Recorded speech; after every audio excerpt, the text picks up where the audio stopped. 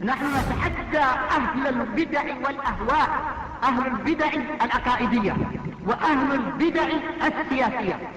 نقول بيننا وبينكم السلف، بيننا وبينكم الكتب. كان أحمد يقول البدع بيننا وبينكم الجنائز. السلام عليكم ورحمة الله وبركاته. الحمد لله رب العالمين وبه نستعين، والصلاة والسلام على أشرف الأنبياء والمرسلين وعلى آله وأصحابه أجمعين ومن تبعهم بإحسان إلى يوم الدين، أما بعد.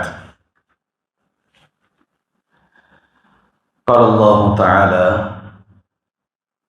فأعوذ بالله من الشيطان الرجيم من همزه ونفخه ونفثه. وقضى ربك ألا تعبدوا إلا إياه وبالوالدين إحسانا إما يبلغن عندك الكبر أحدهما أو كلاهما فلا تقل لهما أف ولا تنهرهما وقل لهما قولا كريما. معزز شرکائے مجلس، علم کی حرص و پیاس رکھنے والے عزیزان، آج آپ کے سامنے کتاب التوحید سے تیسری آیت تلاوت کی گئی، پڑھی گئی، جس کو محمد بن عبد الوہاب رحمۃ اللہ علیہ نے نقل فرمایا ہے۔ قبل اس کے کہ ہم آج کا درس شروع کریں، ہلکا سا اعادہ پچھلے درس کا کر لیں گے۔ پچھلے درس میں وَلَقَدْ بَعَثْنَا فِي كُلِّ أُمَّةٍ رَسُولًا أَنِ اعْبُدُوا اللَّهَ وَاجْتَنِبُوا الطَّاغُوتَ، اس آیت کے تحت ہماری گفتگو ہوئی تھی توحید سے متعلق، عقیدے سے متعلق۔ پہلی بات یہ ہوئی تھی کہ اللہ تعالیٰ انبیاء کو بھیجنے کا مقصد کیا ہے۔ تقریباً 7 مقصدیں آپ کے سامنے بیان کیا تھا میں، 6 سے 7۔ آپ میں سے کوئی ہیں جو کم از کم 2 سے 3 مقصدوں کو بیان کر سکے؟ اللہ نے نبیوں کو بھیجا، اس کا مقصد کیا ہے؟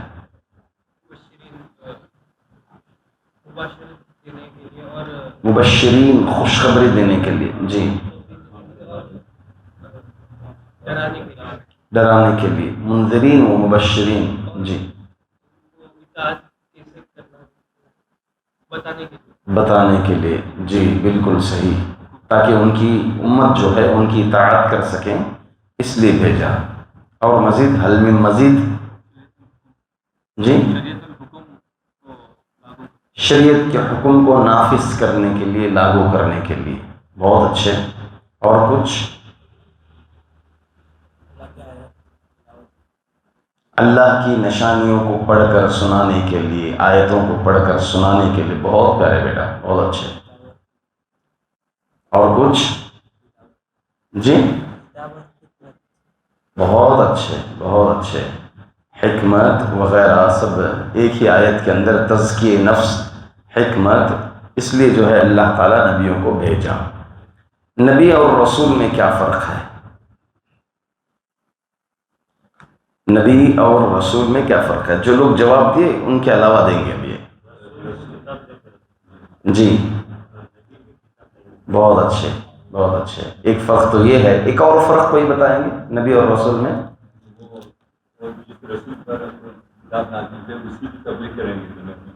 وہی کہ نبی جو ہے ان کو نئی شریعت نازل نہیں ہوتی ہے، رسول پر نئی شریعت نازل ہوتی ہے۔ ایک اور فرق بتایا تھا میں نبی اور رسول میں۔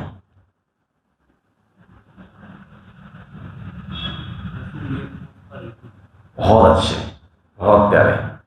ایک وقت، ایک زمانے میں رسول ایک ہی ہوتے ہیں، جبکہ نبی جو ہے ایک زمانے میں، ایک وقت میں 2 سے 3 تک نبی آتے ہیں۔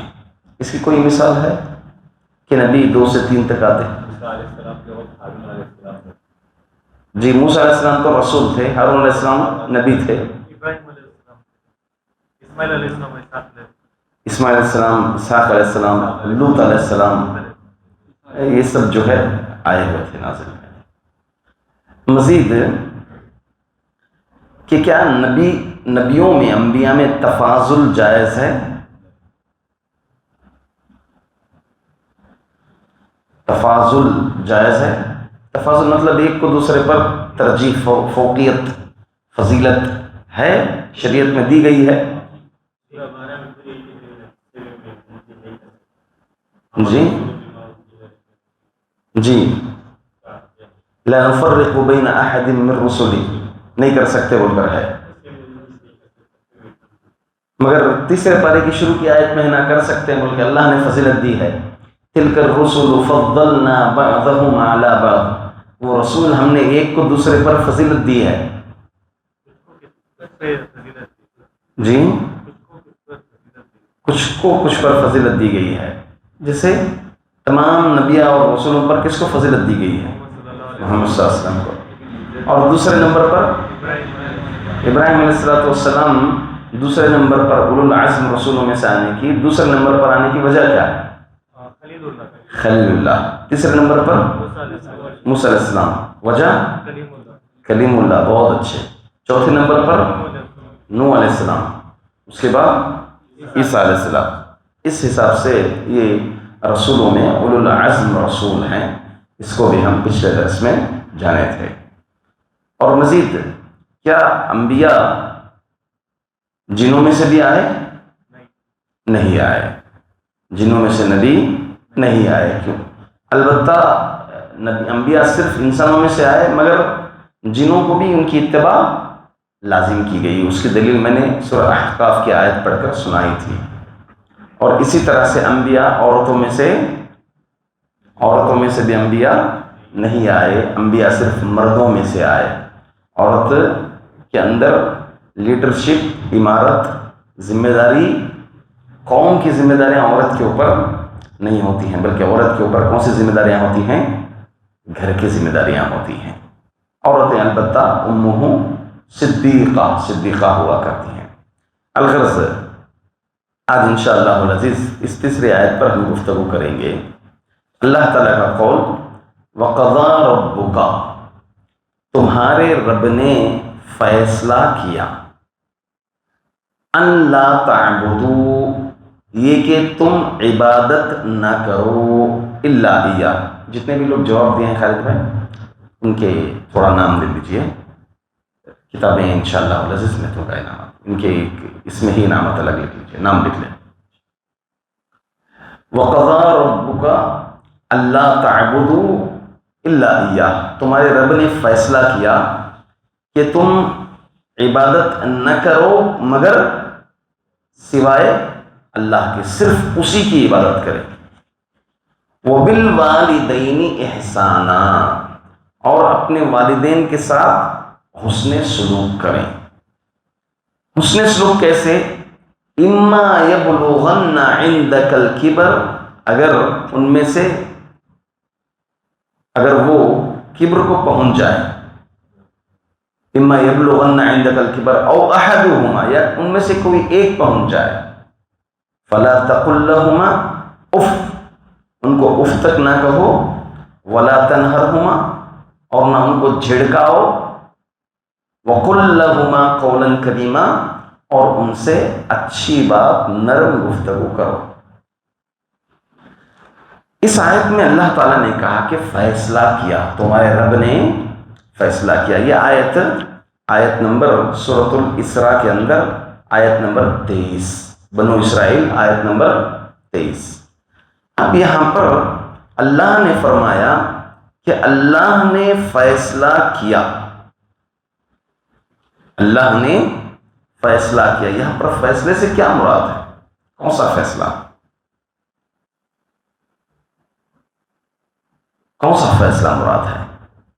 یہاں پر وہ فیصلہ مراد ہے جسے ہم عہد الستو کہتے ہیں۔ کیا کہتے ہیں؟ عہد الستو معلوم ہے؟ الست بربکم قالوا بلا شہدنا ان تقولوا یوم القیامت انا كنا عن هذا غافلین۔ عہد الستو کیا ہے کہ اللہ رب العزت انسانوں میں سب سے پہلے تخلیق کس کی؟ سب سے پہلے اللہ نے کون سے انسان کو پیدا کیا؟ آدم علیہ السلام کو۔ آدم علیہ السلام کو پیدا کرنے کے بعد اللہ جو ہے حوا کو پیدا کیا، اس کے بعد ان کی کمر سے قیامت تک آنے والی روحوں کو پیدا کیا۔ حدیث میں آتا ہے قیامت تک آنے والی روحوں کو پیدا کیا۔ روحوں کو پیدا کرنے کے بعد اللہ نے ایک میثاق، ایک عہد لیا، وَإِذْ أَخَذَ رَبُّكَ مِن بَنِي آدَمَ مِن ظُهُورِهِمْ ذُرِّيَّتَهُمْ وَأَشْهَدَهُمْ عَلَىٰ أَنفُسِهِمْ أَلَسْتُ بِرَبِّكُمْ قَالُوا بَلَىٰ شَهِدْنَا۔ پیدا کرنے کے بعد اللہ نے پوچھا الست بربکم، اللہ پورے انسانوں کو جو قیامت تک آنے والے ہیں خود ہی پر گواہ بنا دیا، ان کو خود کیا کر دیا اللہ تعالیٰ؟ ان کے اپنے آپ پر گواہ بنا دیا۔ کیا کہتے ہوئے؟ الست بربکم، کیا میں تمہارا رب نہیں ہوں؟ قالوا بلا، تمام جواب دیے بلا کیوں نہیں، شہیدنا، ہم اس بات کی گواہی دیتے ہیں کہ تم ہمارے رب ہیں۔ اللہ نے عہد لے کر آگے یہ فرمایا ان تقولوا، کل قیامت کے دن یہ نہیں کہنا انا کنا عن ھذا غافلین، ہم اس چیز سے غافل تھے، یہ نہیں کہنا۔ تو اللہ آدم علیہ السلام کو پیدا کرتے ہی تمام روحوں سے کیا لے لیے؟ عہد لے لیے۔ یہی فیصلہ یہاں پر مراد ہے۔ یہ چونکہ ایک عقیدے کی بات ہے، اس سلسلے میں ہمیں تھوڑی بحث جاننا ضروری ہے۔ ایک تو دیگر حدیثوں میں آتا ہے کہ اللہ نے جو انسانوں کو قیامت تک کے انسانوں کو پیدا کیا وہ چونٹیوں کے مانند تھی پوری مخلوقات۔ کیسی تھی؟ چونٹیوں کا ذکر حدیث میں ہے کہ چونٹیوں کے مانند تھے جو تمام کے تمام گواہی دے۔ اور وہ مقام کون سا تھا؟ عرفہ کا مقام تھا۔ کون سا مقام تھا؟ عرفہ کا مقام۔ عرفہ کے مقام کے پاس، نعمان مقام کے پاس اللہ تعالیٰ نے عہد لیا تمام مخلوقات سے۔ اور مزید اس عہد کی گواہی کے سلسلے میں ہمیں نبی اکرم صلی اللہ علیہ وسلم کی ایک حدیث ملتی ہے۔ وہ حدیث کیا ہے؟ کل مولود یولد علی الفطرہ، کہ ہر مولود فطرت پر پیدا ہوتا ہے۔ ہر بچہ کس پر پیدا ہوتا ہے؟ فطرت پر پیدا ہوتا ہے۔ فطرت کیا ہے؟ فطرت توحید۔ ہر بچہ فطرت توحید پر پیدا ہوتا ہے۔ فَأَبَوَاهُ يُهَوِّدَانِهِ أَوْ يُنَصِّرَانِهِ أَوْ يُمَجِّسَانِهِ، یا تو اس کے ابا اس کو، والدین اس کے یا تو یہودی بنا لیتے، یا تو مجوسی بنا لیتے، یا تو نصرانی بنا دیتے ہیں، مگر ہر ایک کی پیدائش کس پر ہوتی ہے؟ فطرت پر۔ اسی دلیل کو علماء اکرام اس دلیل کو بنیاد بنا کر یہ بات دیتے ہیں، فتویٰ یہ دیتے ہیں کہ اگر کوئی بچہ بلوغت سے پہلے انتقال ہو گیا تو وہ کہاں جائے گا؟ جنت جائے گا، کیونکہ مرفوع القلم ہے۔ کیا ہے وہ؟ مرفوع القلم، اس سے اٹھا لیا گیا۔ رفع القلم عن ثلاث، 3 لوگوں سے قلم اٹھا لیا گیا۔ عن الصبی حتی یحتلم، اس بچے سے قلم اٹھا لیا گیا یہاں تک کہ اس کو احتلام آ جائے، یعنی بالغ ہو جائے۔ بلوغت سے پہلے اگر وہ مر گیا تو مرفوع القلم، اس کی کوئی بھی پکڑ حقوق اللہ سے متعلق کوئی بھی پکڑ اس کی نہیں ہوگی۔ اسی لیے نماز جنازہ میں ہم ایک دعا پڑھتے ہیں، خصوصاً بچوں کی نماز جنازہ میں کیا دعا پڑھتے ہیں جو بچوں کے لیے خاص ہے؟ معلوم ہے کسی کو؟ ہاں، اللہم اجعلہ سلفا وفرطا وذخرا اللہم اجعلہ سلفا، اے اللہ اس کو سلف بنا ہمارا۔ کہاں کا سلف؟ جنت کا۔ اے اللہ یہ جنت جا کر کے ہمارا ویلکم کرنے والا بنا، ہمارا سلف بنا ہے اللہ۔ تو بہرحال یہ دلیل ہے کہ اگر کوئی بلوغت سے پہلے وفات پا جاتا ہے تو وہ جنت جائے گا۔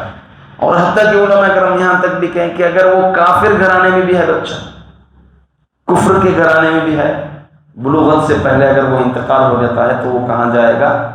جنت جائے گا۔ اللہ عالم بالصواب۔ چلو مزید میں کہہ رہا تھا کہ اللہ کہ یہ دلیل نبی کریم صلی اللہ علیہ وسلم کی اس بات، قرآن کریم کی اس آیت کی جو عہد اللہ تعالیٰ نے لیا، اس کی دلالت ہے کہ ہر بچہ فطرت توحید پر پیدا ہوتا ہے۔ دوسری ایک اور دلیل ہے، اس میں اللہ کے حدیث قدسی ہے، حدیث قدسی، جس میں اللہ تعالیٰ فرماتے ہیں میں اپنے بندے کو حنیف پیدا کیا۔ کیسے پیدا کیا؟ حنیف پیدا کیا۔ حنیف یعنی اللہ کی طرف ایک سوئی سے متوجہ ہونے والا میں نے پیدا کیا۔ پھر شیطان اس کو بھڑکا دیا، شیطان اس کو کیا کر دیا؟ گمراہ کر دیا۔ مگر اللہ تعالیٰ کیسے پیدا کیا؟ توحید پر پیدا کیا، اس کو فطرت پر اللہ رب العزت نے انسان کو پیدا کیا۔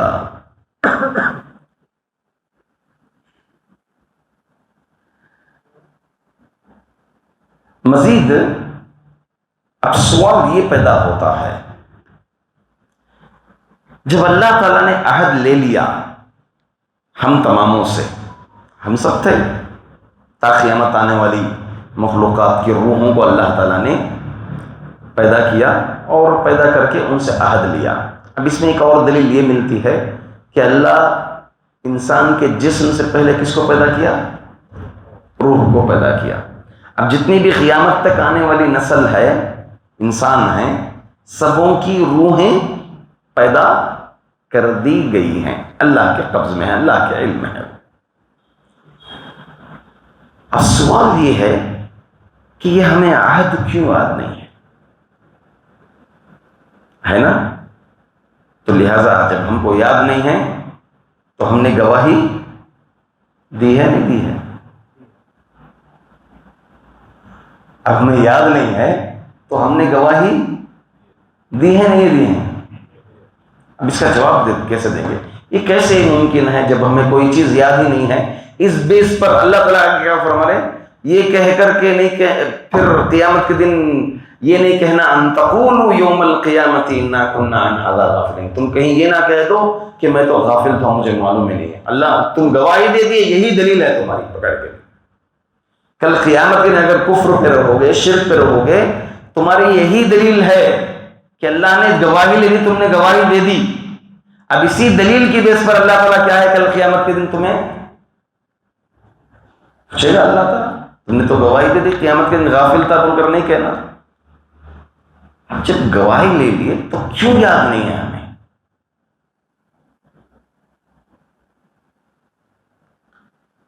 اس کے جوابات ہیں،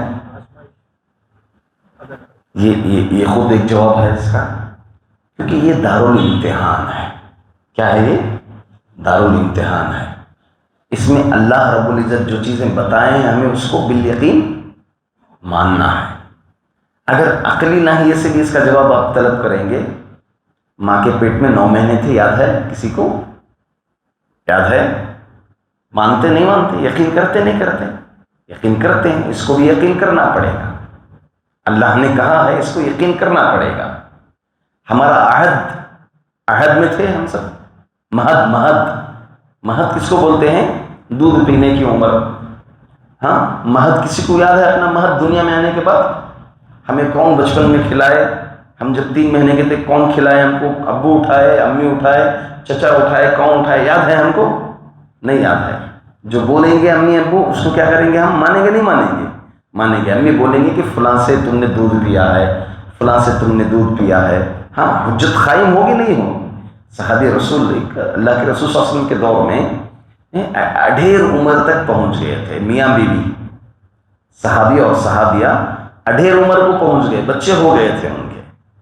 تو ایک کالی عورت گئی، خاتون، حبشی خاتون، صحابیہ تھی، وہ بھی مومنہ تھی، جا کر کے کہا انی ارضعتکما، میں نے تم دونوں کو دودھ پلایا. کیا ہو گیا ابھی؟ میاں بیوی کو اگر ایک عورت دودھ پلائی تو کون سے بھائی بہن بن گئے؟ رضاعی بھائی بہن بن گئے. اب اس کی شرط ہیں، اس کی شروط ہیں، 2 شرط ہیں. ایک شرط 2 سال کے اندر پلانا. دوسری شرط 5 بار پلانا. 5 بار پلانا، یعنی ایک بار اگر پی کر کے چہرہ ہٹا لیتا ہے بچہ، ایک بار دودھ پی کر کے چہرہ ہٹا لے گا تو ایک بار ہو گیا وہ، پھر سیکنڈ ٹائم پلٹ کر پھر پیتا ہے تو سیکنڈ ٹائم ہے وہ. تو یہ 2 شرطیں ہیں. یہ 5 بار اگر کوئی پی لیا تو کیا ہو گئی؟ وہ اس کی رضاعی ماں، اس کے ساتھ نکاح حرام. اس کی بیٹی رضاعی بہن، اس کے ساتھ بھی نکاح حرام. اگر کوئی عورت کسی دونوں کو پلا دی تو یہ دونوں بھی کیا ہو گئے؟ رضاعی بھائی، رضاعی بہن. صحابہ رسول تعجب ہو گئے، اللہ کے رسول صلی اللہ علیہ وسلم کے پاس آئے، اللہ کے رسول یہ عورت کیا کہہ رہی ہے؟ اللہ کے رسول یہ عورت کیا کہہ رہی ہے؟ تو نبی اکرم صلی اللہ علیہ وسلم نے کہا، آپ اپنا چہرہ پھیر لیں. اللہ کے رسول صلی اللہ علیہ وسلم ادھر آ رہے تھے، ادھر پوچھ رہے تھے یہ عورت کیا کہہ رہی ہے؟ خلاص وہ سچ کہہ رہی ہے. تو الغرض جو چیز ہمیں یاد نہیں ہے مہد کی، اس کو حجت بنائی گئی نہیں بنائی گئی، دلیل بنائی گئی نہیں بنائی گئی. تو اب ہمیں عہد یاد نہیں ہے تو اس کا مطلب یہ نہیں ہے کہ یہ حجت ہمارے لیے قائم نہیں ہوگی. جیسا کہ میں نے بتایا، یہ ہمارے لیے کیا ہے؟ دار الامتحان ہے. تو اللہ رب العزت ہمیں یہاں پر پیدا کیا ہے حق کو تصدیق کرنے کے لیے، اور جو چیزیں غلط ہیں اس کو جھٹلانے کے لیے، انکار کرنے کے لیے ہمیں پیدا کیا گیا ہے. یہی ہمارا ایک مقصد ہے. اسی طرح سے یہ عہد لاشعور ہے، یعنی یہ جو عہد لیے ہیں احساس کے باہر ہے، انسان احساس نہیں کر سکتا ہے. کیسے؟ 2 طرح سے. آپ اس چیز کو سمجھیں کہ انسان کو اللہ تعالیٰ جو طاقت عطا کیا ہے وہ 2 طرح کی تیاری انسان کر سکتا ہے. 2 طرح کی تیاری، استطاعت اللہ تعالیٰ عطا کیا ہے انسان کو. ایک استعداد بالقوہ اور ایک ہے استعداد بالفعل. اللہ انسان کو جو صلاحیت دیا ہے وہ صلاحیت استعداد بالقوہ اور استعداد بالفعل. ایگزامپل میں دیتا ہوں. طاقت کے ذریعے سے تیاری اور ورک کے ذریعے سے تیاری، کام کے ذریعے سے. اگر کسی کو کارپینٹر بننا ہے، ممکن ہے نہیں ہے؟ کیا کرنا پڑے گا اس کو؟ ایسے ایک بیٹے بیٹے ہو جائے گا وہ کارپینٹر بن جائے گا؟ نہیں. کیا کرنا پڑے گا؟ ہیلپر کی حیثیت سے کام کرنا پڑے گا، پوری جد و جہد لگن کے ساتھ کام کرنا پڑے گا، کسی ایک ٹرینڈ کے ماتحت کام کرنا پڑے گا. وہ غلطی آپ کے بتاتا جائے گا، پھر آپ ایک اچھے سے کارپینٹر بن جائیں گے. تو یہ پاسبل ہے، یہ چیز جو ہے پاسبل ہے کہ استعداد بالفعل کے ذریعے سے تم نے ایک چیز کو حاصل کر لیا. ایک چیز ہے جو انسان کے ناممکنات میں سے، اگر کوئی یہ کہیں کہ میں جن بن جاؤں، میں فرشتہ بن جاؤں، پاسبل ہے؟ نہیں ہے، پاسبل نہیں. اللہ رب العزت اس کے اندر جو خوبی رکھا ہے، جو صلاحیت رکھا ہے، وہی چیز ہوگا. وہ انسان کہیں نہ کہیں انسان ہی رہے گا. اس کو یہ ایسی تیاری، ایسی طاقت اللہ تعالیٰ اس کو نہیں دے رکھا ہے کہ وہ فرشتہ بن جائے. یہ اس کی طاقت سے باہر ہے. تو اس ناحیے سے یہ چیز، یہ عہد لاشعور ہے، کیونکہ یہ استعداد بالقوہ سے بالکل باہر ہے. اسی طرح سے انسان، یہ عہد کیوں ہمیں یاد نہیں ہے، اس کے جوابات دے رہا ہوں اس میں آپ کو. یہ علماء کرام لکھے ہیں، یہ جوابات دے رہا ہوں اس میں آپ کو. اسی طرح سے انسان کس سے پیدا کیا گیا؟ ورڈ نسیان. What is the meaning of انسان؟ ڈکشنری. نسیان، نسیہ ینسا نسیانن، انسان مانا اسی سے آتا ہے بھول جانے والا. بھولنا یہ انسان کی فطرت ہے. اگر کوئی یہ کہیں کہ میں زندگی میں بھولتا ہی نہیں، کچھ بھی بھولتا ہوں، انسان ہی نہیں ہو. انسان کے اندر بھلاٹ کمپلسری ہے. اسی لیے اللہ کے رسول صلی اللہ علیہ وسلم یہ بھول، خطا، بائی مسٹیک شریعت میں معاف ہے. رفع عن امتی الخطا والنسیان وما استکرہوا علیہ، 3 چیزیں ہماری شریعت سے اٹھا لیا گیا، یعنی مرفوع القلم ہے، پکڑ نہیں ہوگی. اگر کوئی بھول کر کچھ کر دیتا ہے، بھول کر دیا، بھول کر کے اگر نماز چھوڑ دی تو پکڑ ہے، آپ کو پکڑ ہے شریعت میں نہیں ہے. جب آپ کو یاد آ جائے تب پڑھنا ہے. آپ بھول گئے کوئی پکڑ نہیں، بھول کے کھا لیے تو روزہ ٹوٹ گیا آپ کا، اللہ اکبر، پیٹ بھر کے بھی کھا لو، آپ بھول کی وجہ سے آپ کا روزہ نہیں ٹوٹا. نہیں، رفع عن امتی الخطا، غلطی، بائی مسٹیک شریعت میں مرفوع القلم ہے. بائی مسٹیک کوئی کام کر دیا آپ، شریعت میں پکڑ نہیں ہے، اس کے حقوق اللہ میں پکڑ نہیں ہے. البتہ حقوق العباد کا معاملہ الگ ہے. کوئی بے مسٹیک کسی کو قتل کر دیا تو اس کے جو مقتولین ہیں وہ آ کر کے اپنا حق، دیت وغیرہ طلب کر سکتے ہیں. مگر شریعت حقوق اللہ سے اگر معاملہ ہو تو اللہ تعالیٰ کو قیامت کے دن اس معاملے میں جو بے مسٹیک ہم کسی کو مار دیے، بے مسٹیک ایسے ہی تھے کہ کوئی چیز یا پھر لے کر جا رہے تھے، بے مسٹیک لگ گیا، تو یہ کوئی ادھر سے آ رہا تھا، کوئی ادھر سے آ رہا تھا، وہ چل کر جا رہے تھے، ایک دم لگ کر گر گیا، نیچے مر گیا، بے مسٹیک. مگر مقتولین کے جو مقتول ہے اس کے رشتہ دار، اس کے خاندان والے طلب کر سکتے ہیں، پکڑ سکتے ہیں وہ کہ اس کے برابر ہمیں یہ چاہیے، وہ چاہیے، وہ اتنا شریعت میں ہے. مگر حقوق اللہ سے متعلق اللہ تعالیٰ کل قیامت کے دن تو بے مسٹیک اسے گرا دیا، انہیں مر گیا بول کر پکڑ نہیں ہے. موسیٰ علیہ السلام مکہ مارے ہے نا، موسیٰ علیہ السلام ایک مکہ مارے، مر گیا. وہ کیسے مارے؟ وہ بے مسٹیک، جان سے مارنا مقصد تھا ان کا، مقصد نہیں تھا. یہ بائی مسٹیک شریعت میں رفع عن امتی الخطا والنسیان.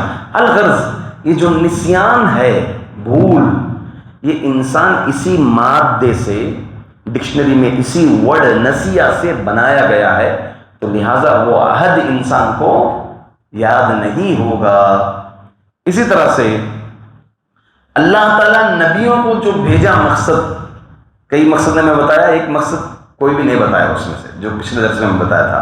وہ مقصد اس عہد کو یاد دلانے کے لیے اللہ نے انبیاء کو جو بھیجا، اس عہد کو یاد دلانے کے لیے اللہ تعالیٰ نے بھیجا. اسی لیے آپ سورۃ الاعراف میں جہاں پر یہ آیت ہے، عہد الستو کی جو آیت ہے، وَإِذْ أَخَذَ رَبُّكَ مِن بَنِي آدَمَ مِن ظُهُورِهِمْ ذُرِّيَّتَهُمْ وَأَشْهَدَهُمْ عَلَىٰ أَنفُسِهِمْ، یہ کب ذکر کیا اللہ تعالیٰ؟ جب یہودیوں نے عہد لے کر، موسیٰ علیہ السلام سے عہد لے کر کے عہد توڑ رہے تھے بنو اسرائیل، تو اللہ تعالیٰ جو ہے ان کا یہ عہد جو توڑے، اس عہد کا ذکر کر کے فوری طور پر اللہ تعالیٰ سے جو اس میں کیا بولتے ہیں، عالم ارواح، روحوں کے عالم میں جو عہد لیا، اس عہد کو اللہ تعالیٰ پیچھے ہی یاد دلایا. گویا جو ہے انبیاء کی بعثت کا مقصد اس عہد کو یاد کرنا تھا.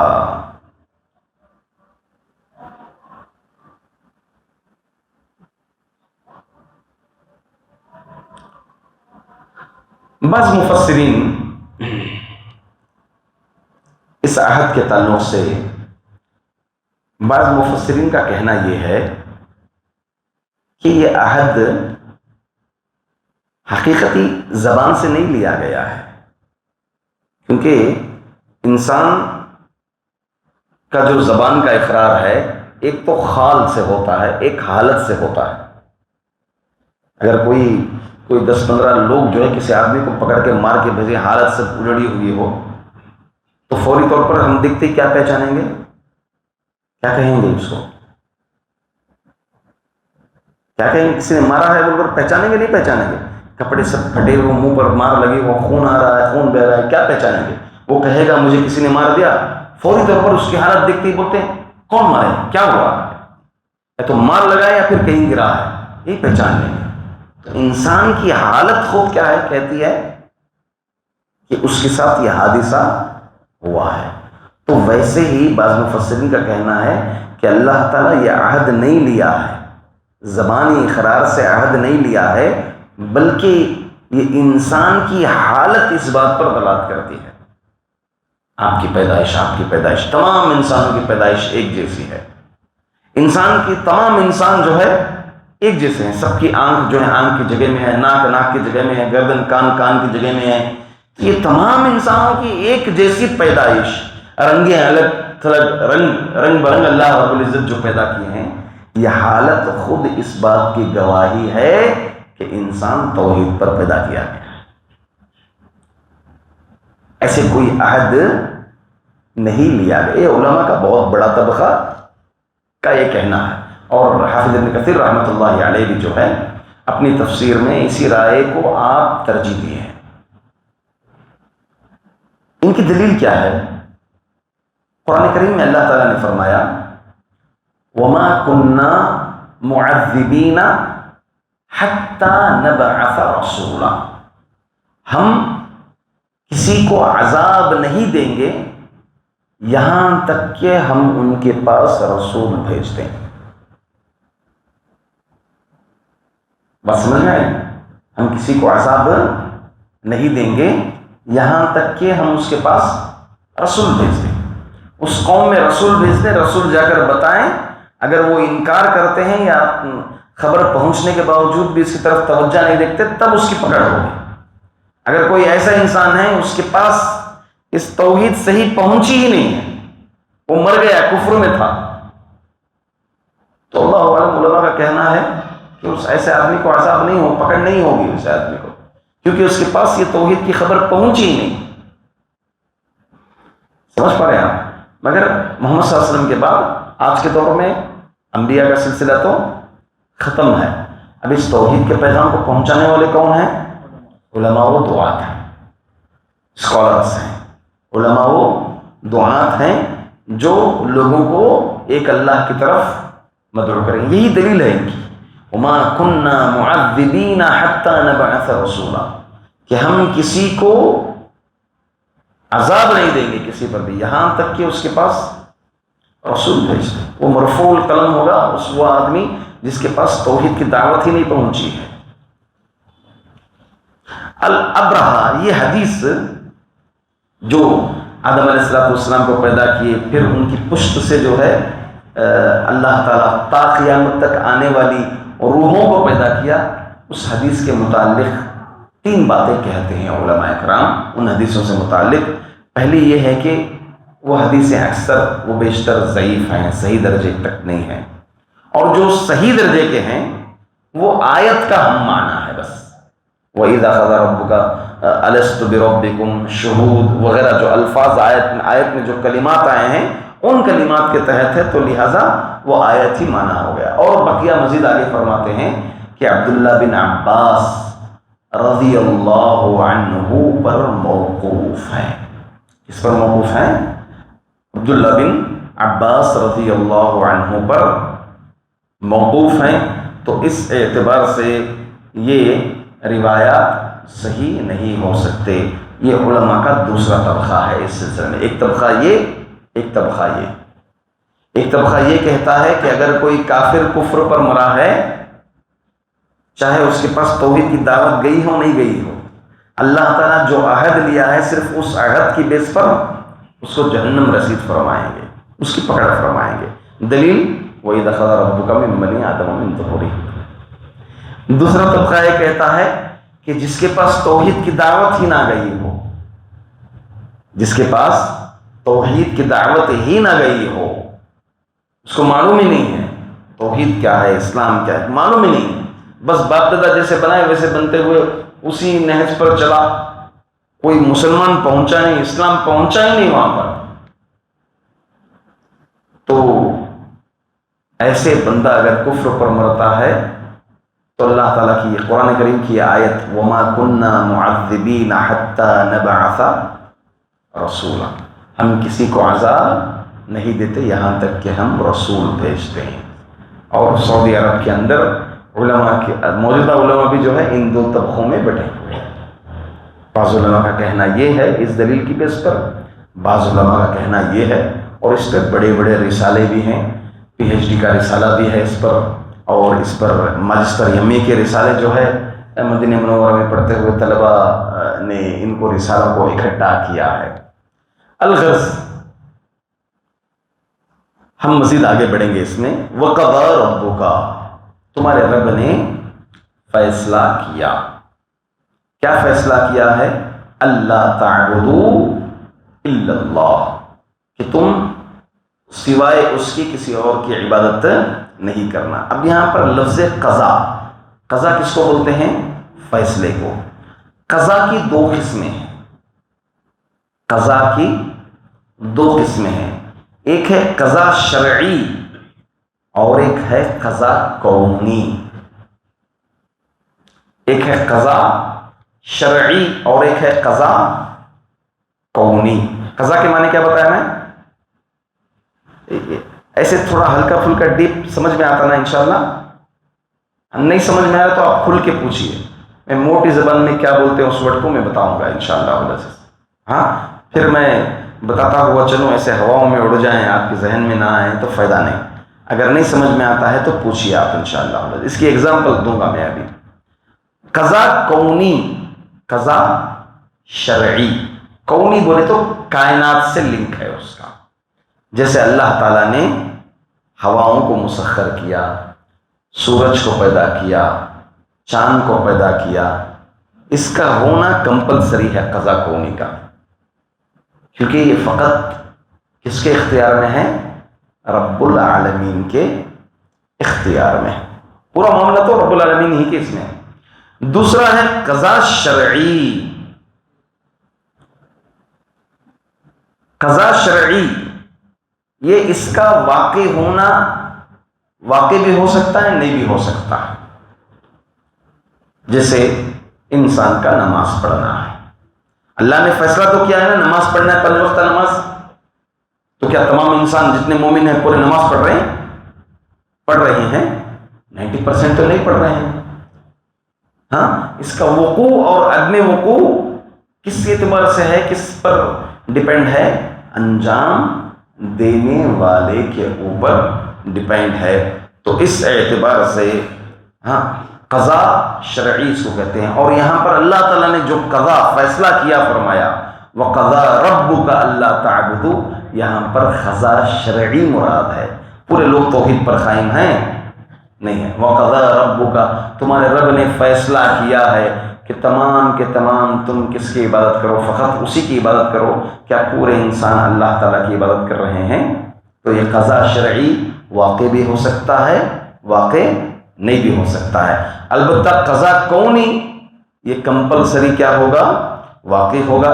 اللہ رب العزت اس کی مثال شیخ ابن عثیمین رحمۃ اللہ علیہ اس کی شرح میں لکھے ہیں وَقَضَيْنَا إِلَىٰ بَنِي إِسْرَائِيلَ فِي الْكِتَابِ لَتُفْسِدُنَّ فِي الْأَرْضِ مَرَّتَيْنِ وَلَتَعْلُنَّ عُلُوًّا كَبِيرًا، اور ہم نے بنو اسرائیل کی طرف ان کی کتاب میں یہ فیصلہ کیا ہے کہ وہ ضرور بضرور زمین میں 2 مرتبہ فساد مچائیں گے، اور واقعی وہ لوگ کیا ہے؟ فساد مچائے۔ تو جو فیصلے اللہ تعالیٰ کیا ہے، انسان کی موت وغیرہ، ہاں ان کا اجل، ان کی تقدیر، یہ سب قضا کونی سے متعلق ہوتے ہیں۔ اب انجام کی بات جب آتی ہے، واقع ہونے کی، ادا کرنے کی، یہ انسان کو اللہ تعالیٰ کچھ مختار بھی بنایا ہے، اسی لیے یہ دارالامتحان ہے۔ بات سمجھ میں آئی؟ مزید ہم آگے بڑھیں۔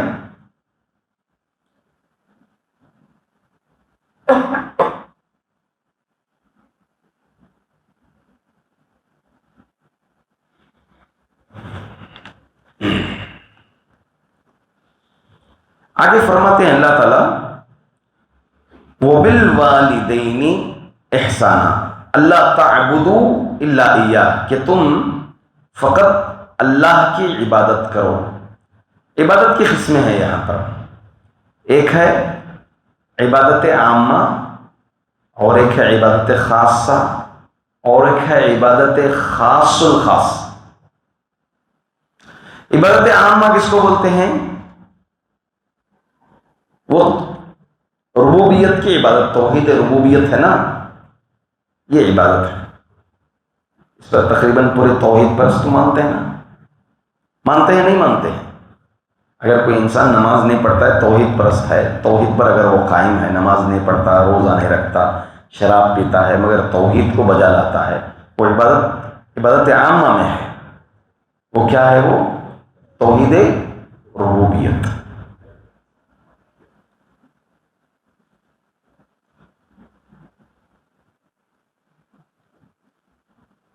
عبادت خاصہ وہ کیا ہے؟ عام اطاعت. جیسے حج میں جا رہے ہیں لوگ، تلبیہ پڑھتے ہوئے جا رہے ہیں، لبیک اللہم لبیک لبیک لا شریک لک لبیک، اجتماعی شکل میں جو عام عبادت ہوتی ہے. عید کی نماز عام مسلمان پڑھ رہے ہیں، اور راستوں سے جاتے ہوئے مسلمان بھی عیدگاہ کو تکبیرات پڑھتے ہوئے جا رہے ہیں.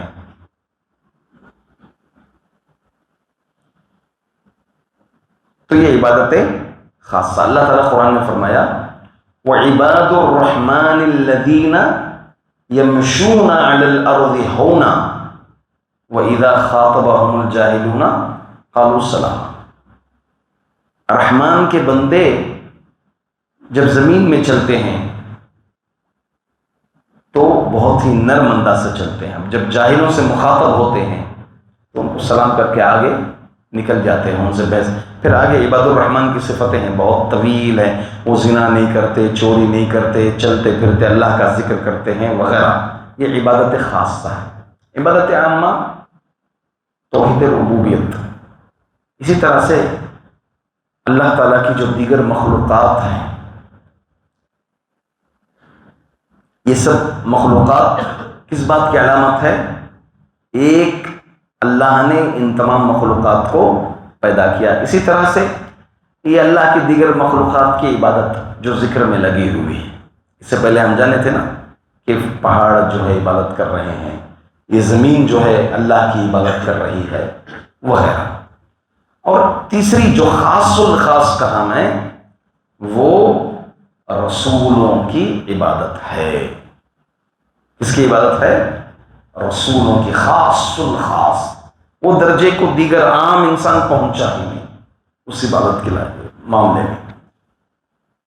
جیسے اللہ تعالیٰ نے حضرت داؤد علیہ السلام کے متعلق بتایا اِنَّهُ كَانَ عَبْدًا شَكُورًا، بڑا شکر گزار بندہ تھا داؤد.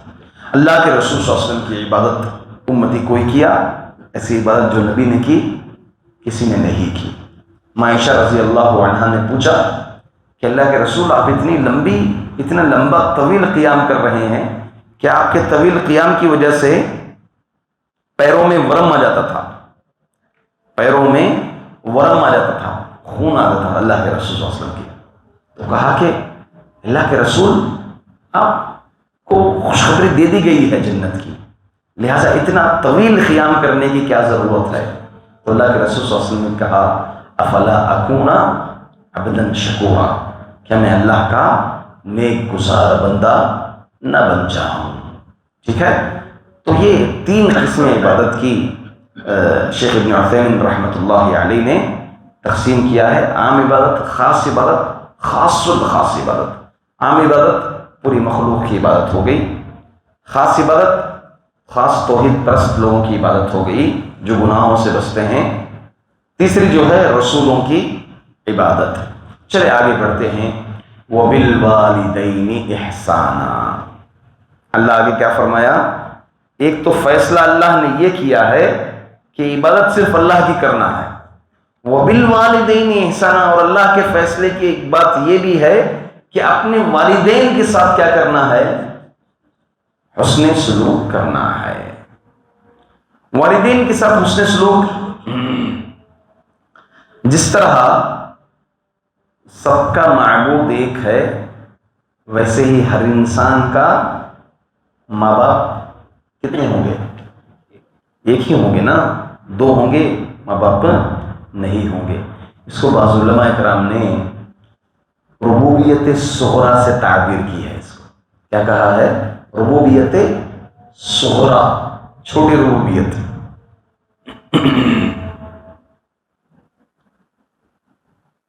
اسی لیے اللہ تعالیٰ جو ہے اپنی عبادت کے بعد فوراً بعد والدین کا ذکر کیا ہے کہ والدین کے ساتھ احسان سلوک کرو۔ شیخ عبد الرحمن کیلانی رحمت اللہ علیہ، معلوم ہے عبد الرحمن کیلانی؟ معلوم ہے؟ کوئی کتابیں معلوم ہے ان کی؟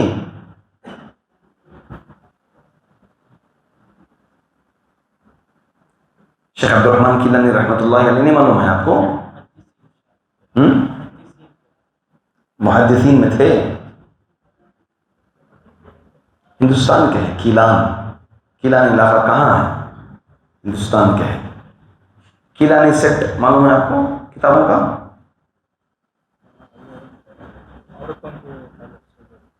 عورتوں کے تعلق سے نماز کے مسائل، طلاق کے مسائل، اب دیگر ان کا سیٹ اپنے ساتھ رکھیے، کیلانی سیٹ۔ آپ صرف یہ کہیے کیلانی سیٹ، کافی علم مل جائے گا آپ کو۔ ہر ماشاء اللہ بڑے ہی مفصل انداز میں آپ کو 12 14 15 کئی جلدیں ہیں، کیلانی سیٹ، اس کو رکھیے، فقہی انداز سے بہت فائدہ ہوگا انشاءاللہ۔ عبد الرحمن کیلانی رحمۃ اللہ علیہ ذکر فرماتے ہیں کہ اللہ تعالیٰ اپنے ساتھ والدین کا جو ذکر کیا، اس کی وجہ بیان کرتے ہوئے ذکر کرتے ہیں کہ پہلی بات یہ ہے اللہ تعالیٰ ہر چیز کا پروردگار ہے، پیدا کرنے والا ہے کہ نہیں؟ چاند، ستارے، دیگر تمام کائنات کو اللہ تعالیٰ نے ہی پیدا کیا ہے، مگر انسان کی تخلیق میں ظاہری اعتبار سے کون ہے سبب؟ ظاہری سبب کون ہے؟ ماں باپ ہے نا۔ سبب کون ہے؟ انسان پیدا، اصل کون کیا؟ انسان کو اللہ ہی پیدا کیا ہے، مگر سبب کون ہے؟ ذریعہ کون ہے؟ والدین ذریعہ ہیں۔ تو اس لیے اللہ رب العزت اپنے ساتھ والدین کا ذکر کیا، کیونکہ انسان کی جو پیدائش ہوتی ہے دیگر جانوروں، پرندوں، دیگر چرند پرند کے مقابلے میں انسان کی پیدائش بڑی تکلیف سے ہوتی ہے۔ اب جانور جو ہے بچوں کو جنتے ہیں، آسانی سے جن دیے چھوڑ دیا، اپنا کھا رہے ہیں، پی رہے ہیں، جنتے جاتے ہیں جانور۔ مچھلیاں تیر رہی ہیں، جن رہی ہیں، تیر رہی ہیں، ہے نا، بہت آسانی سے جن لیتے ہیں۔ پرندے بھی آسانی سے جن لیتے ہیں، بس انڈا دے دیے، اس کو تھوڑی توجہ دیے، اس کے بعد انڈے سے جو ہے پرندہ نکل جاتا ہے۔ اس کے مقابلے انسان کی جو پیدائش ہے، اس میں جو دشواریاں ہیں، کتنا سہنا پڑتا ہے، کتنی پریشانیاں اٹھانی پڑتی ہیں۔ ایک تو ماں سب سے پہلے جو ہے طبیعت کا مسئلہ شروع ہوتا ہے، اس کے قے شروع ہوتے ہیں، کوئی بھی چیز کھائے تو اس پر ٹکی نہیں جاتی، کمزوری بدن میں آ جاتی ہے۔ پھر دھیرے دھیرے دھیرے 9 مہینے تک اپنے بچے کو پیٹ کے اندر رکھنا، اللہ اکبر، کتنی دشواری اور کتنی بڑی مشقت کی بات ہے۔ پھر وہ بچے کی پیدائش جب دنیا میں آتا ہے، عالم البطن سے عالم الدنیا میں جب بچہ آتا ہے، اس سمے کتنی بڑی تکلیف اٹھانی پڑتی ہے۔ یہی اللہ کے رسول صلی اللہ علیہ وسلم کے پاس ایک آدمی گئے، وہ اپنے والدین کو طواف کروائے، لے کر کے والد یا والدہ کو طواف کروائے، والدہ کو طواف کروائے، اور آ کر کے کہا کہ اللہ کے رسول کیا میں نے اپنے والدہ کا حق ادا کر دیا؟ تو اللہ کے رسول صلی اللہ علیہ وسلم نے کہا تیری پیدائش کے وقت جو ایک چیخ ماری والدہ، ابھی بھی اس کا بھی حق ادا نہیں کیا تھا۔ تو الغرض جو تکلیفیں مشقت اٹھاتی ہیں پیدائش، پھر پیدا ہونے کے بعد اس کو مہد کی دنیا میں رہتا ہے، دودھ کے ایام ہوتے ہیں، اس کو راتیں جاگنا، بچے کو جو ہے گیلے جگہ خود سونا اور بچے کو سوکھی جگہ سلانا، بچے کی طبیعت کا خیال رکھنا، اس کی طبیعت کے لحاظ سے اس کی غذا چلتے رہنا ہے۔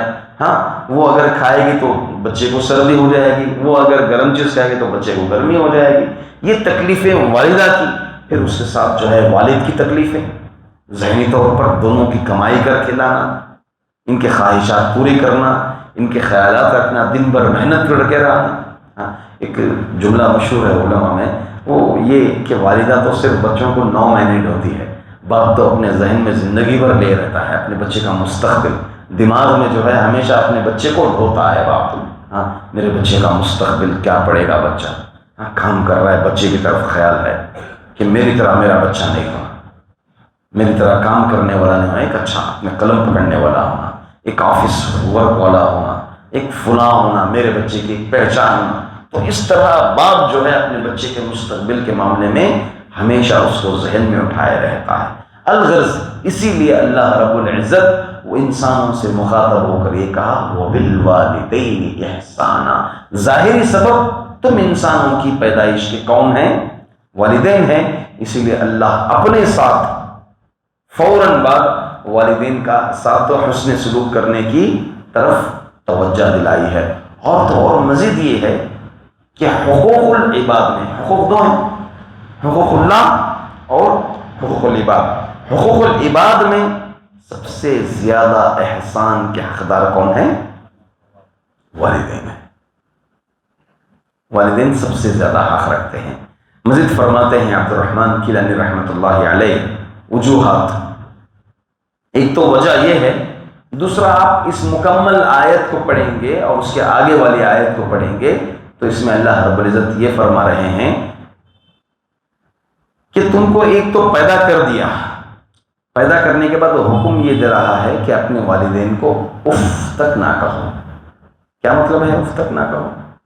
یہ ایک دلیل ہے ذکر الخاص ارید بہ العام، یا یہ کہہ لیں کہ ہلکی یعنی حد درجے کی چیز کو ذکر کر کے پوری مکمل اوپر کی تمام چیزیں مراد دینا۔ سمجھ پا رہے ہیں؟ یعنی اگر کسی چیز کا نقصان ہے تو یہاں پر ایک ڈونٹ ٹچ، آپ کا یہاں پر ٹچ کرنا بہت خسارے کی بات ہے۔ جب آپ یہاں پر ڈونٹ ٹچ بولے تو آپ وہاں پر پھوڑ سکتے ہیں، پنچ مار سکتے ہیں، دھکا دے سکتے ہیں، وہاں پر بدرجہ اولا نہیں کر سکتے آپ، یا پھر جا کر کے بازو لگ کر کھڑے ہو سکتے ہیں، آپ نے ٹچ ہی نہیں کرنا ہے آپ کو وہاں پر۔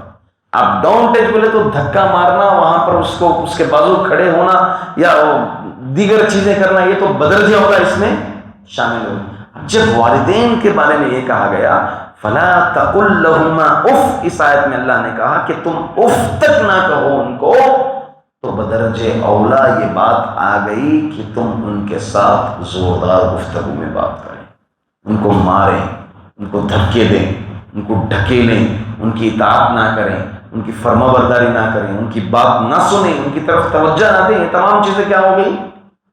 بدرجہ اولا اس میں شامل ہو جاتی ہیں۔ فلا تقل لهما اف۔ اور مزید اس میں ایک پتے کی بات علماء کرام یہ بھی لکھتے ہیں اما یبلغن عندک الکبر او احدهما، اگر والدین ہوں، یہ بات اچھے سے یاد رکھیے، والدین اگر دونوں ہوں، بچوں سے کوئی کوتاہی ہو جاتی ہے، جیسے والد ہیں والدہ ہیں، کوتاہی ہو گئی بچوں سے، ایک دوسرے کو ذکر کر کے سکون کر لیں گے، وہ بچہ دیکھو ایسا بولا تو والد بولیں گے چھوڑ نادان ہے، بیوی سے بولیں گے کہ امی سے بولیں گے چھوڑو نادان ہے، بائی مسٹیک ہو گیا، ورنہ دیگر کام تو اچھا ہی ہے بچہ، پھر باپ بولیں کہ کیسا بول کے گیا بیٹا، چھوڑو خیر۔ تو اگر یہ اپنی جو تکلیف ہے، بچوں کی غلطیاں والدین ایک دوسرے سے ہی شیئر کرتے ہیں، بھائیوں سے دیگروں سے سب نہیں بتاتے، تعریف کرتے ہیں، الٹا بیٹا غلط ہو تو بھی الٹا تعریف کرتے ہیں، نہیں ہمارا بچہ بہت اچھا بولتا ہے، اللہ اکبر۔ اب ان کو جب تکلیف پہنچی تو کس کے پاس شیئر کر سکتے ہیں؟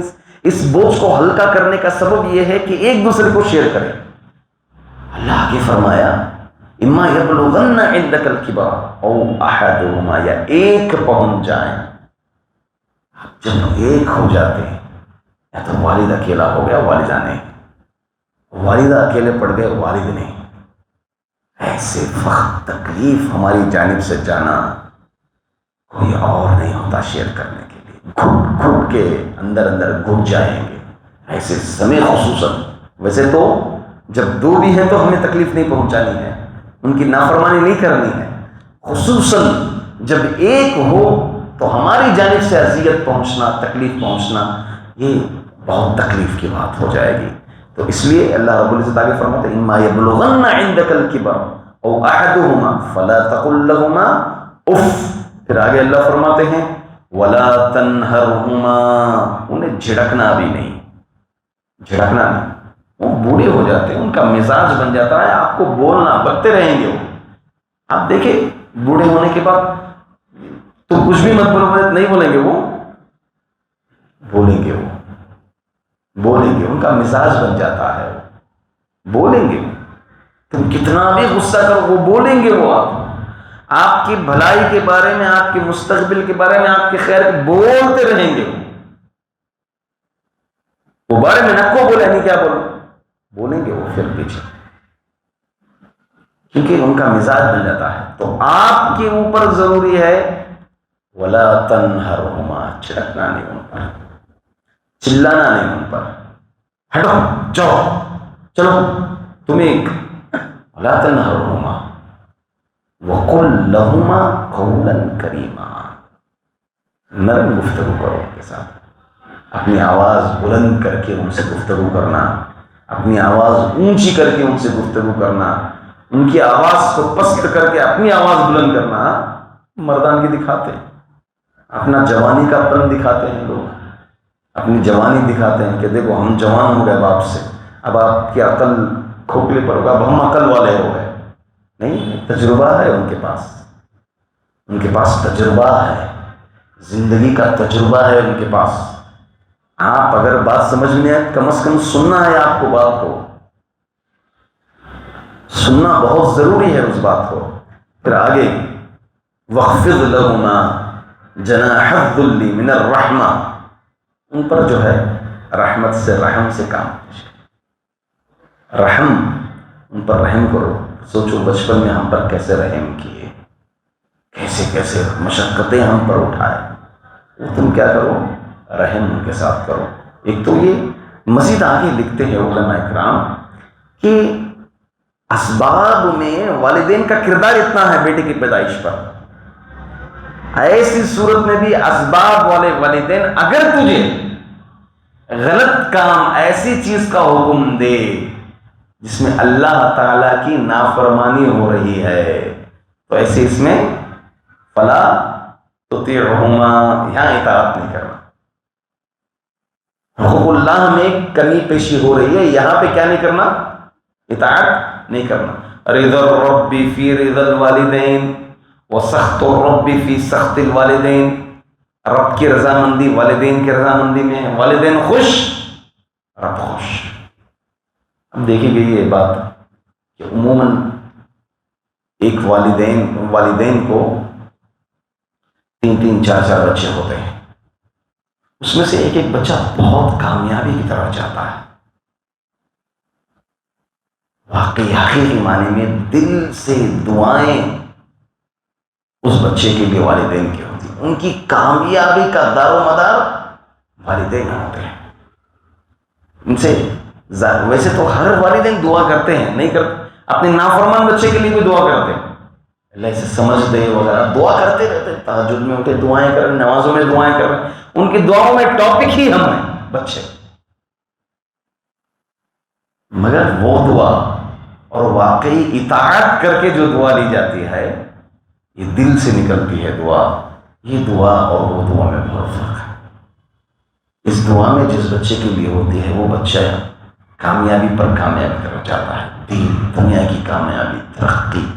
ہاں، یہ حقیقی معنی میں یہ والدین کی دعاؤں کا اثر ہے. جیسے بد دعا کا ایفیکٹ ہوتا ہے انسان کی زندگی میں، بیٹے کی زندگی میں، ویسے ہی دعا کا بھی ایفیکٹ ہوتا ہے. خیر یہ ٹاپک لمبا ٹاپک، اس ٹاپک پہ مجھے بات نہیں کرنا، بس اس آیت میں جو باتیں آئی ہیں اسی لیے میں اس پر گفتگو کرتے ہوئے چل رہا ہوں.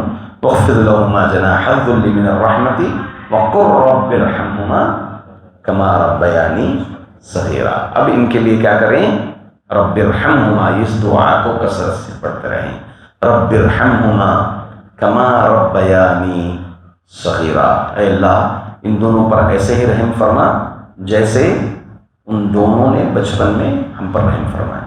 آپ کو معلوم ہونا چاہیے رب، جب کلمہ رب یا اللہ کا ایک نام جو الرب ہے، اس سے دعائیں اگر مانگتے ہیں تو قبولیت کس باب میں سے؟ قبولیت کے کئی اسباب ہیں. رب اس نام سے اگر اللہ کو اللہ کے اس نام سے اگر دعائیں کریں گے تو سبب میں سے ہے. آپ دیکھیں قرآن کریم کے اکثر دعائیں نبیوں کے کس سے شروع ہو رہے ہیں؟ ربنا آتنا فی الدنیا حسنہ رب ارحمہما کما ربیانی صغیرا ربنا ظلمنا انفسنا وان لم تغفر لنا ربنا اغفر لنا ولاخواننا الذین سبقونا بالایمان. اللہ تعالیٰ کو یہ نام سے اللہ کے اس نام سے اگر دعائیں کریں اللہ تعالیٰ کو بہت زیادہ پسند ہے خصوصاً. اور آپ سے ایک آخری سوال کر کے انشاءاللہ اس نشست کو ہم ختم کر دیں گے، ابھی اذان ہونے والی ہے. سوال یہ ہے کہ نماز کے اندر بچوں کے لیے سوال صرف بچوں کے لیے. اب یہ سوال کون دیتے ہیں جواب دیکھیں گے انشاءاللہ. نماز کی دعاؤں میں سے ربنا یا ربی سے کون سی دعائیں ہیں؟ کوئی دو دعائیں بتائیے. آپ رک جائیے، بولو.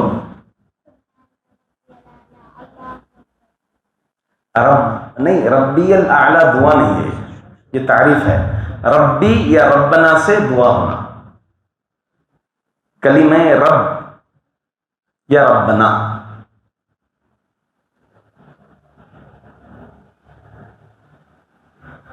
بیٹا آپ نماز کی دعائیں ذرا تھوڑا فلیش کرو. کیا ہے دعائیں؟ ربنا کہاں رہا ہے دعا میں؟ انہیں تو ماشاءاللہ یقین یہ ضرور دیں گے جواب انشاءاللہ. میں کہاں پڑھتے ہیں یہ دعا؟ نماز میں کہاں پڑھتے ہیں دعا؟ یہ کہاں پڑھتے ہیں؟ تحیات میں نہیں پڑھتے نا، مسنون دعاؤں میں سے نہیں ہے نا یہ.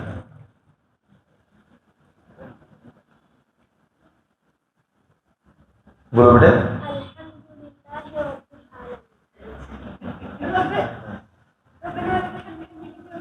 ربنا حمدا كثيرا طيبا ما شاء الله تعالی، بہت اچھے. ربنا ولك الحمد. رکوع سے اٹھتے ہیں نہیں؟ آئیے آپ آئیے. آپ چاکلیٹ کے حقدار ہیں آپ. اور ایک دعا ہے، کون بولیں گے؟ ہاں.